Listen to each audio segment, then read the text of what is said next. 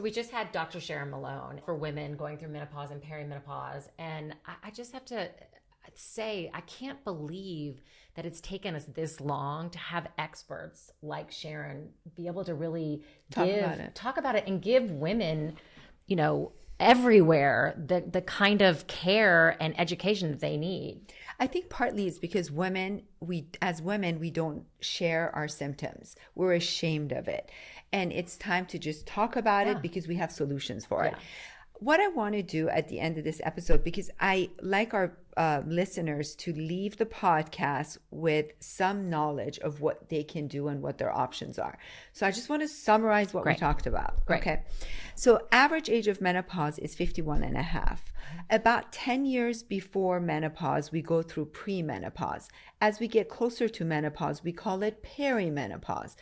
It's all the time before we get to that menopausal age. The range could be 45 to 55, average being 51 and a half. Every woman experiences different symptoms. I'm going to go through some of the common symptoms and I'm going to say how we treat them. Right. First of all, one of the most common symptoms are hot flashes, right? It could be hot flashes. It could be night sweats. Some women don't mind it. Some women have it a couple of times a day. It doesn't bother them. Other women have it all day long. They go to the hairdresser. They get their hair done. They come out. Their hair is wet. So we treat patients based on their symptoms. Generally speaking, the hormone replacement therapies work really, really well for hot flashes. The estrogen, it comes in different forms, in a form of pill, cream, spray, or a patch that women can use to help with their hot flashes. So estrogen comes in different forms and it works really, really well for hot flashes. For women who don't want to do hormone replacement, there are non-FDA approved pills that they can take. There's no hormones in it and they can take it every day and it can help with their hot flashes. Where do they get those? It's a prescription. They need to get it from, their doctor. There are supplements that can help with hot flashes. There's evening primrose oil. I mean, the list goes on and on that women can use for hot flashes. They don't work as well as estrogen replacement therapy. The second symptom is weight. We talked about it. Weight gain is a big issue. I always say if you want to maintain your weight after menopause, you need to exercise twice, eat half the portions just to maintain it. So it does become a challenge. I absolutely agree with women using GLP-1s if they get stuck at a certain weight and they can't lose it. If they have 15, 20 pounds, they're exercising, they're eating healthy and they can't lose it, there's nothing wrong with using these GLP-1s. It's important for patients to know if they're insulin resistant. Generally speaking, women with insulin resistance have a harder time losing weight. Sometimes metformin can make a difference in for these patients. So there are tests they can take. They can check their hemoglobin A1C. If they have family history of diabetes, weight gain, overweight family members, if they had gestational diabetes, if they were overweight, they probably have insulin resistance. So they might benefit from these medications as they go through menopause. Next is sleep. There are a lot of sleep disturbances. Some women get more anxious and they can't sleep. Others, they just can't sleep because they have so many night sweats and they wake up from it. If it's a night sweat, we already talked about. Going back to night sweats, magnesium is also a great supplement that helps at night with hot flashes. There's the magnesium threonate that women can take even up to 300 milligram at night, which helps them sleep better and sometimes helps with the symptoms of hot flashes. I don't like giving sleep medications to patients, but if it's really bad, they can ask for prescription Ambien. In general, estrogen replacement and, like you mentioned, sometimes micronized progesterone at night can help women sleep better. Hair loss is a big problem. It can start before menopause. It can continue after menopause. There's supplements like biotin that people take for hair loss, but sometimes that's not enough. There's prescription minoxidil. Women can take from 0.5 milligram every night to 2.5 milligram at night. It depends. Again, it's a prescription. They need to discuss it with their doctor. They can do Rogaine topical on their hair, and there are other prescriptions we can use. So skin thinning is a big problem. As you said, if you look at your hands, you're going to start noticing your veins. If you see wrinkles under your eyes, you see wrinkles on your forehead. So sometimes instead of injecting fillers, it's better to actually take care of your skin. Doing skin lasers, if you don't have darker skin like mine, it's a great option. What you did, it's a great option, but you still need to maintain it. You can do all the lasering in the world, but you have to maintain it. Maintenance of skin after menopause is very important. I think women should start way before menopause. And the best combination is retin-A or retinol at night, at bedtime after you wash your face. You can use prescription strength, and you can go to your dermatologist, they give it to you, and in the morning wash your face and use vitamin C. So the combination of retin-A at night and vitamin C in the morning, there's nothing like it. Now if you want to add estriol to it, great. There are some studies that say it can probably help with collagen formation, bring moisture to your skin, but nothing works better than a combination of retinol and vitamin C. Bone loss. The biggest loss of bone happens the first 5 years of menopause. So as you're menopausal, you have to be very careful about your bones. Overweight women tend to have better bones. Thinner women tend to have, they're more at risk for osteopenia and osteoporosis.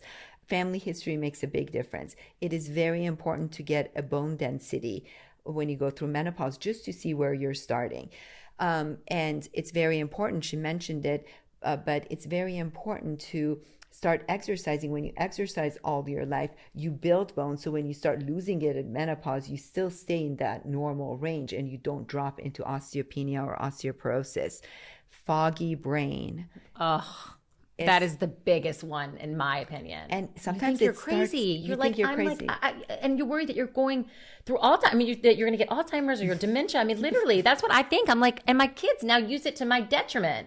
They'll say, "Mom, I told you that," and I'm like, "Did he tell me that?" That's my husband 100 times a day. So foggy brain, and people don't associate that with menopause. It is very common, and women forget stuff. You think you're going crazy, really, and estrogen replacement really help lift that cloud of fogginess. Vaginal dryness, very common. For any woman who's gone through menopause, they'll know that vaginal dryness is probably one of the most shocking symptoms that you can possibly experience going through menopause. Vaginal dryness can start years before menopause. You can be in your 40s and have vaginal dryness because that estrogen is starting to drop, and there's nothing wrong with using vaginal estrogen even before you go through menopause. There are lasers called there are different CO2 lasers for the vagina. One of them is the Mona Lisa Touch that you can absolutely use, and that helps with vaginal dryness. It helps. You do it 3 times, 6 weeks apart. It helps rejuvenate the vaginal wall. But then again, just like the skin on your the laser on your skin, on your face, you have to maintain it, and that maintenance comes with. You can do vaginal estrogen. You can. It comes in a form of cream. You can do it twice a week in a form of a pill. It comes in a form of a ring that you can keep in the vagina for 3 months. For women who don't like to put estrogen in their vagina, it's called S-ring. You put it in the vagina. It stays for 90 days. You pull it out. You toss it. You replace it with a new one. So they're very. We have different options for vaginal dryness. Decreased libido. We talked about with her. Testosterone. It comes in different forms. Do not do pellets. I'm sick and tired of seeing women who show up to my office with severe hair loss, and it's almost impossible to stop that hair loss because their testosterone levels are in the male range, that's not what we need. Anxiety. Anxiety is a big problem. The more anxious you are as you get close to menopause and you go through these hormonal changes, your anxiety can get a lot worse. Some women get depressed. That's why we actually do prescribe anti-anxiety medications for women for a couple of years as they go through menopause, because not only it helps them with their hot flashes, but it also stabilizes their mood. They can also use estrogen. Estrogen helps a lot. Irregular bleeding. It's very important, and I don't think we talked about this enough. Irregular bleeding is normal. But if you're, past 35 and you have heavy bleeding with clots, you can't just assume that's menopause or premenopause and not worry about it. Women with heavy periods or frequent periods do need to have a biopsy of their uterus. Only if that biopsy is negative, then you can go to birth control pills to try to regulate it, or as you get closer to menopause, try to cycle these women using hormone replacement. But it's important for them to do a pelvic ultrasound, check the lining of their uterus, and if they have heavy periods with blood clots, to make sure they get an endometrial biopsy, which is a biopsy of the uterus. You have to make sure there are no atypical cells growing in the uterus. And bladder symptoms. I had that, peeing 24 hours a day. So as we get close to menopause, we get vaginal dryness. Vaginal dryness can affect the urethra, right? So believe it or not, vaginal estrogen can help with bladder symptoms. Doing the Mona Lisa laser can help with urge symptoms. Not always, but sometimes. There are two different symptoms that women, generally speaking, experience. One, we group it into a stress incontinence, and the other into urge incontinence. Women with stress incontinence usually are women who've had multiple vaginal births, they have vaginal dryness, they have laxity, and with coughing or exertion or heavy lifting or jumping or sneezing, they lose urine. These women, they can do Kegel exercises to straighten the pelvic floor. However, sometimes in severe cases, they're going to need to have surgery to fix that stress incontinence. For the other group of women with urge incontinence, these are women who have urgency. So when they, when they get the message that they need to go pee, as they walk closer and closer to the bathroom, they have to go, that's me, that one's me. That's you. But I don't have vaginal dryness. Can I still take vaginal estrogen? Right, but let me finish. The urge symptom patients, when they get close to the toilet, as they're pulling their pants down, sometimes they can't hold it anymore. That's urgency. These patients get frequency of urination. They might have to wake up a few times in the middle of the night to pee without doing any heavy lifting. Urge symptoms, you can start by cutting out caffeine, because as we get closer to menopause, caffeine basically irritates our bladder and makes it contract. So if you're having more than 1 cup of coffee or tea or caffeinated drink per day, you need to reduce that. It's very important. Timed urination is very important. Every 3 hours, try to go and urinate. If that doesn't work, you can, there's an issue of vaginal dryness, you want to treat it. But if you do all of that and you're still having urgency and you're still waking up to pee, then there are medications, prescription medications that patients can take that can completely calm their bladder. They do have side effects of headache or dry mouth, but it does make a huge difference and it works pretty quickly. What else? What about migraines that you get around your period? Right. So migraine headaches are common. Headaches are common as women go through menopause. Sometimes hormone replacement can help it. Other women just have migraine issues. I think I'm a believer that if you have migraines, you need to see a neurologist. You need to make sure there's nothing else going on. You need to make sure your blood pressure is good and nothing else is happening. And then obviously, sometimes these patients, when you give them hormone replacement and estrogen, they feel much, much better. But to summarize, as women go through menopause and they experience these symptoms, so you see how different symptoms have different treatments. You can't just give an estrogen patch for someone with urge incontinence or hair loss. So I want people to know that we treat the symptoms of menopause. We just don't throw estrogen at them. For women with family history of dementia, we learned about this in our previous podcast. If 20% of the population has the ApoE4 gene mutation for dementia, 2% have 2 copies of it. If you carry this gene mutation, these women specifically will benefit from 7 years of hormone replacement. Early, right when they go through menopause or even before they go, premenopause or perimenopause.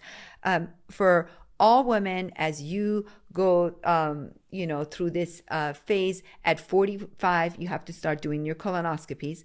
By 45, you should ask your doctor for a coronary calcium scan, make sure your heart is good. If you have heavy bleeding, you have to have your endometrial biopsy or uterine biopsy to make sure there are no cancers. Bone density is very important. You want to know where your bone density is before you start dipping during menopause. And that's all I can think of. That is a masterclass in menopause. Thank you very much. I love it, love it, love it.